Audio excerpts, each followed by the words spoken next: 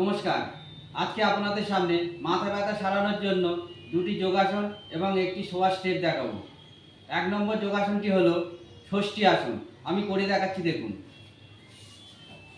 প্রথমে চিত হয়ে শুয়ে পড়ুন, তারপর কানের দুপাশে হাত দুটো রাখুন,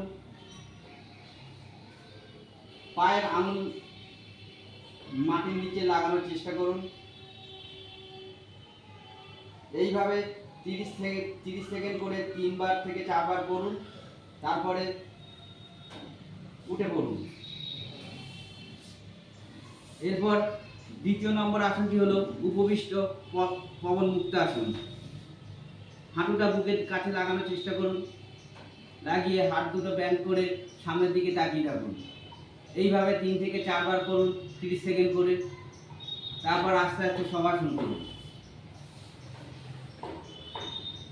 শবাসন করার পর আপনি যে শোয়ার স্টেপটি দেখাবো সেটি 2 থেকে 3 ফুট উঁচু জায়গায় পা দুটো তুলে রাখতে হবে।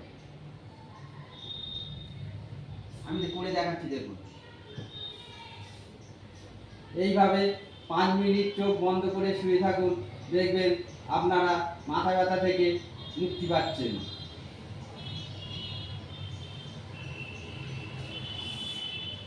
ভিডিওটি যদি ভালো লেগে থাকে শেয়ার করুন, সাবস্ক্রাইব করুন।